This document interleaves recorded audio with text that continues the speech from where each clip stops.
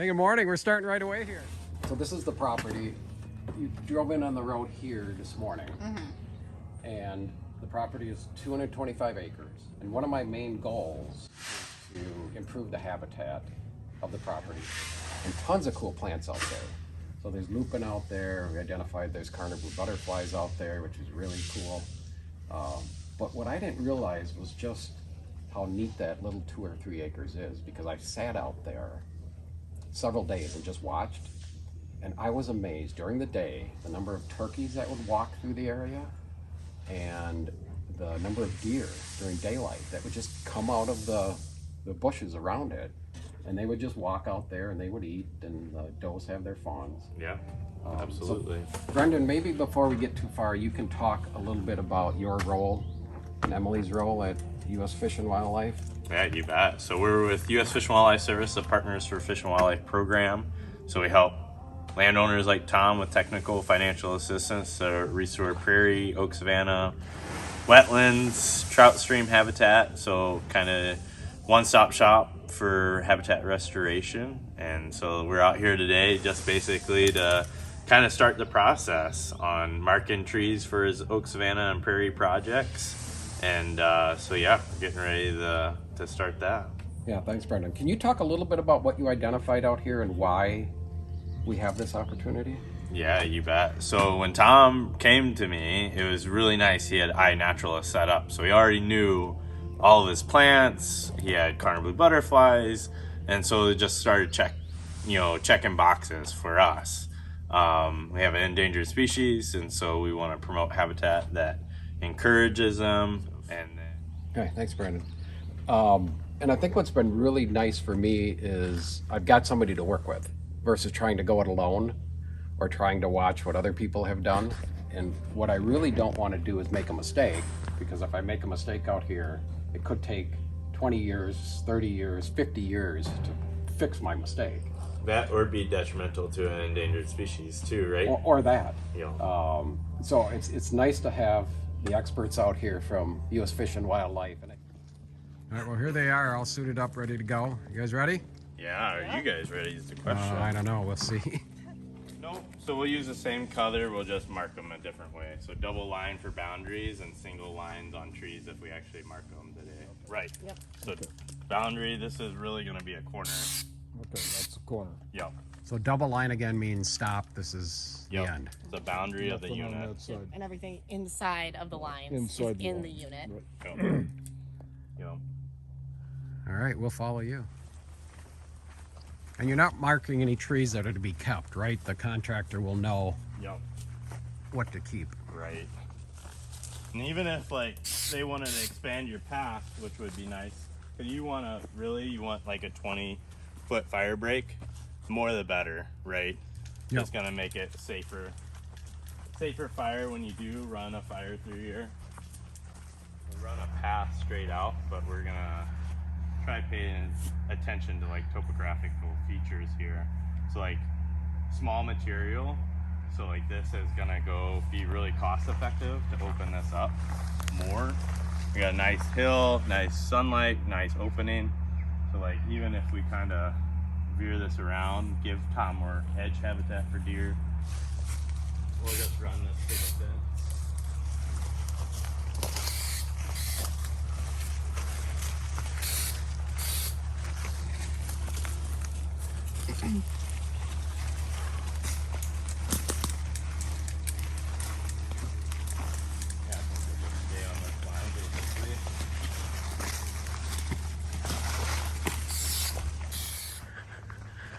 Brown Swifts.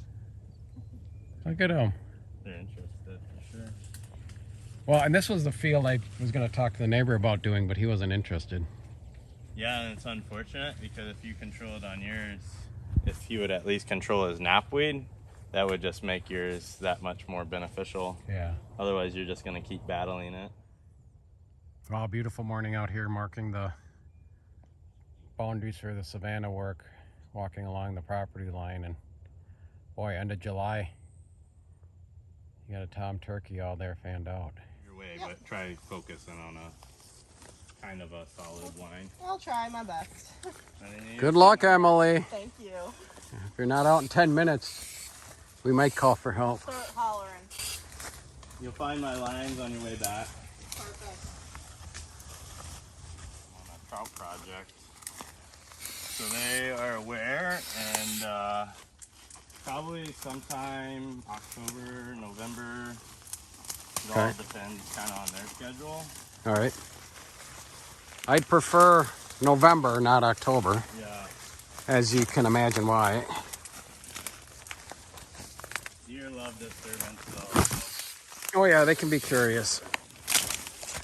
Wow, there's a lot of buckthorn in here, this pocket.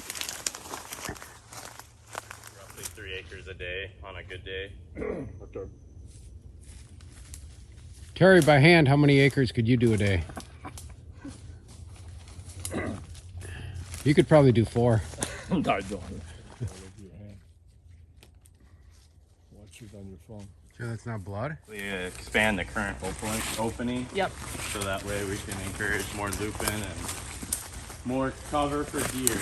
We got lead plant growing in here, Yeah. which is encouraging.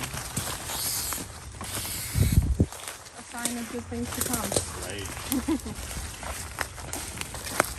You let the contractor decide where brush piles might go, and how do we determine what we do with the brush piles? Burn them, leave them? Kind of up to the landowner. On location, it's basically depending on how efficient can they be, right?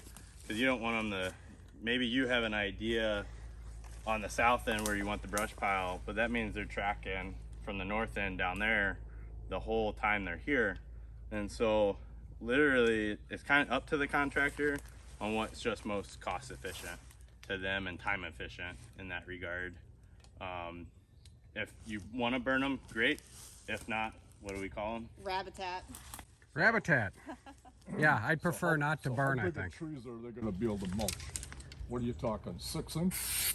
They can cut down a 25-inch oak Oh, tree. I know that, but cost effective. Cost effective 6 to 8 inch. So they come in here and mulch this down. How big they're going to take? Yeah, well, pine they can take a little bigger. So the pine they could probably take a 8, 10, 12-inch tree Right. and be cost effective. Anything above that, not really. Oak and hardwoods, it's probably like that 6-inch range. Smaller the better though.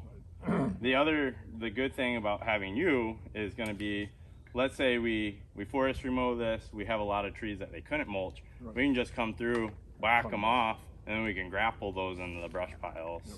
So it'll be a lot more cost efficient in that regard. And it'll be much easier once all the smaller trees are Oh, mulched, yeah. so you don't have to worry about them. Exactly. Yo. Yo. But yeah, and they'll be able to, like, all this dead stuff that's laying here that's been cut, I mean, they can mow all this or grapple it. They can mow off the stumps. You know, the big thing, the stumps just create havoc because when we want to bring a UTV in here to do spraying or seeding, those are just headaches waiting to happen, you know. And the lower you cut them, the better. Right. Yup. And then for getting around in here for maintenance mowings, once we do when we plant the prairie, that'll be super helpful. So a little pre-work and going the extra mile on the front end makes things just go that much smoother during the duration of the project. So. Yeah, because something like that, that's a hazard right there. Yep. Yep. Especially when you're trying to come through here and spray on a UTV. Yeah. You gotta, clock at 10, 15 miles an hour on a UTV while you're spraying, but you can't always see those at 10, 15 miles an hour. Probably stop pretty quickly you hit that, right? Yep. So to answer your question, in Oak Savanna, the scientific answer is 30% canopy or less is an Oak Savanna. But to be able to maintain that into the future, you should be below that because this area wants to be trees. So it's going to be a constant battle to keep trees out of here. So you maintain that with herbicide, mowing, fire. But then, so you really want to be probably closer to like 10% trees per acre or the whole area in total.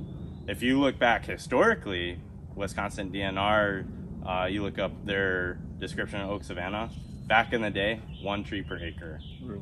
Yep. And that would be classified Oak Savanna.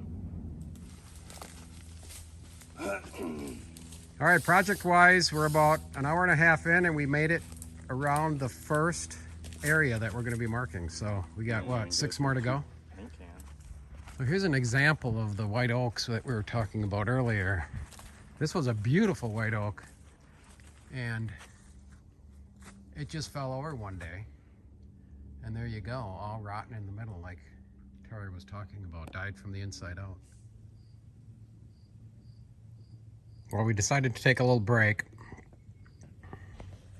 My wife made a nice breakfast. Looks really good. Here's a chance to show a picture of the map that the U.S. Fish and Wildlife Service made that documents the areas that will be restored. And as you can see, those are highlighted in blue. And what's nice about that is that they're scattered throughout the property. So it's going to add nice diversity to the property itself. It's going to improve those areas and really add, I think, additional enjoyment to the property, because as I walk through it on the numerous trails, you're going to come to some really pretty, beautiful openings with some large oak trees and then native grasses and flowers coming up underneath. And those native grasses and flowers will be 2 to 3 to 4 feet tall each year. So they're going to make a tremendous habitat for turkey, roosting, for grouse, for deer, and especially pollinators. Brendan and Emily are back. How'd that marking go? It went really good. Yeah. We got a little left to do, and hopefully it'll be done in the next couple hours. All right, so we're in the area where we're going to be marking 4 1-acre areas to be restored into the Oak Savanna. Brendan and Emily are coming up the hill here. What's happened here is there's been a tremendous amount of oak wilt, and that's why you see these open areas. So it's going to be great to restore this area.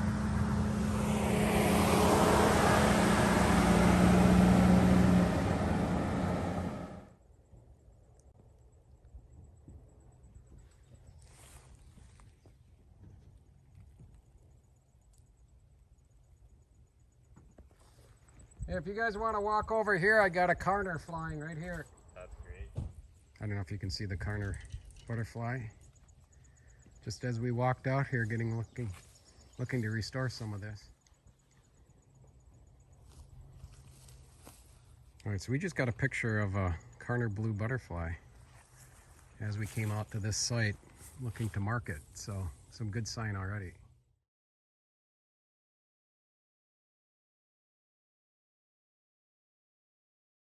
I'm looking at 3 species that we want this to separate these units. And so we got aspen coming through, we got box elder, cherry, oak. We're just gonna leave this part. So what we'll do, I'm gonna mark these 3 here in this aspen, and this is gonna be one boundary for this unit.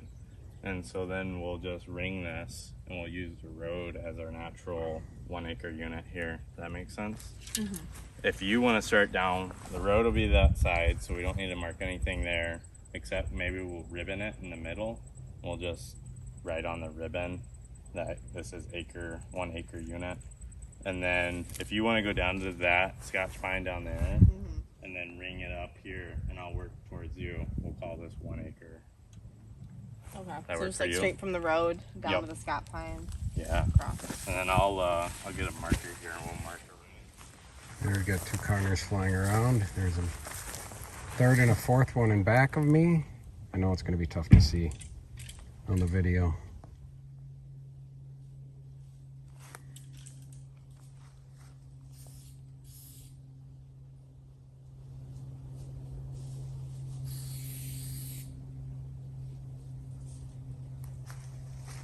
Again, this area in here was heavily hit by oak wilt. But what's really interesting that's coming up is some pretty good regeneration of oak, but also a tremendous amount of hazelnut. And hazelnut's a really beneficial shrub, bush, plant that deer, turkey, squirrels, grouse just love. In fact, I've tried to pick hazelnut in the past as they've gotten ripe. The hazelnuts look like an acorn, but they're probably 1.5 times the size. But by the time I get back, to the hazelnuts, they are all gone because the animals get them before I can get them. So here's an example of the hazelnuts actually starting to form. So there'll be 4 hazelnuts there, and you can see them in some other parts of the hazelnut bushes here. The other reason we saw those Karners is this area after the oaks came out and we got sunlight, the lupine is absolutely just thick in this area. You can hardly take a step. And this area was really quite purple this spring and early summer as the lupine came out in full force. It's been extremely dry. There's a great example of a lupine plant and a number of them in this area. But it's been so dry that they drop their seeds. And here's an example of the lupine plant when it drops its seed. It almost looks like a bean seed. And it dries and it literally pops open. And the seeds are sprayed in numerous directions. More example of lupine as we walk through the area that was hit pretty hard by oak wilt. And we are in late July, where the lupine has matured, it has gone to seed. Those Karners we saw before, that's considered the second flight of the season. So there's a first flight, the first flight then lays eggs for the second flight. Second flight comes out around now, late July, August. They lay their eggs, and then you get a spring flight. What we are going to nuke isn't going to be the lupine seed, so, or the lupine plants themselves. We won't spray anything that will jeopardize the lupine. Yeah, I was surprised to see those 4 or 5 Karners flying in that area that's not 100 feet by 40 feet, right? Yo. So But we do want to control the knapweed, right? Because it's at a small enough population right now that we can control it and it not spread in these other 4-acre units. I've tried really hard along this road. I know I've pulled out, and that's the road entering the property. I've pulled out several thousand myself, just trying to get it off the road. Yep, 3 right there next to the truck. That's the first unit. The second unit I'm bringing right through here.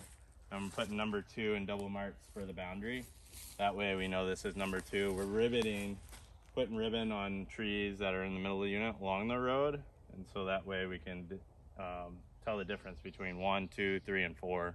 So we're standing right on the boundary of the first and the second. Yep, you got it. To start cutting, like almost anything that are in these units can go. It's just red oak. We got so many trees around us. We could leave a single tree, like a nice stem like this one. We could leave that one. But one next to you there, the double stem, let's just take that. We need to increase more sunlight in here to encourage more growth of forbs, especially the lupine. And so, I'd rather pick out poor forming, dysfunctional trees and leave the good ones that are straighter. And I'm losing another layer of red oak right here this summer, if you can see that one's dying of oak wilt right now. Right here with the hazelnut in here, this is good. So, meaning the end of 2? Yep, end of 2, because again, rather be conservative and not be over an acre, So the hazelnut here would stay. Yep, yeah, we would use this as our natural boundary here. Karners love the shrubby stuff too. The lupine's gonna enjoy it with the shade component in here. Here's 2 Karners right here. Is it unusual to see the amount of Karners here in this tight wooded sort of area? Not really, as long as you got habitat around here, which you have it on the south end. All you need is lupine and a few forbs for nectarine, and if you don't have lupine, you don't have Karner. So the big thing with this is, like, once we get into getting contractors out here, especially you being here all the time, Tom, is let's run through here and let's, you know, if there's any spots that you can remember and we can, while contractors here spraying, let's get them knocked out, you know. You mean the knapweed? Yep. Yeah, okay. Or any other major invasive you have. I imagine when they're doing most of their work, the leaves are off, so it's hard to tell. Right. We're driving out to the last site to mark. Had to switch hands with the camera a couple times to try to shift. I missed my old foot shifter. Could have just shifted with my foot.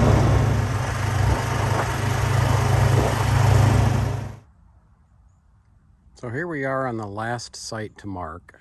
See some beautiful oak trees growing here. Unfortunately, that area down there, most of the oaks died of oak wilt, and there is an oak wilt issue here. What's nice to see right now is that none of these oaks are showing any signs of oak wilt, so thank goodness this was the clearing where some of the firewood was made with the oaks that died.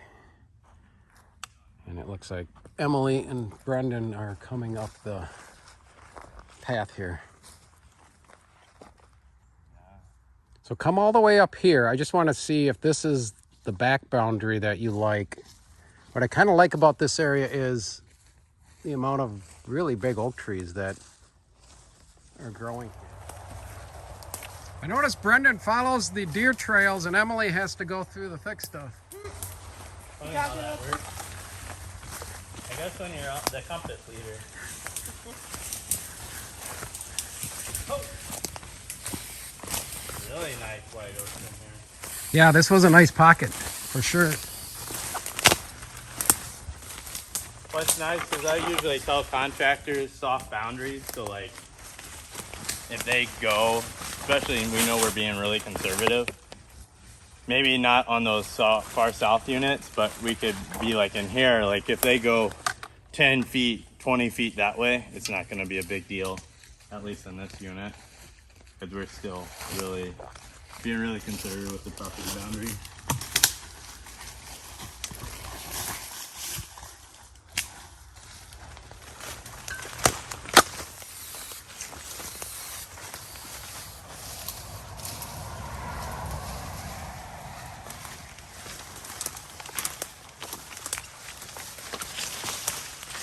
Well, yesterday I got into a ground hive of bees. Don't say that.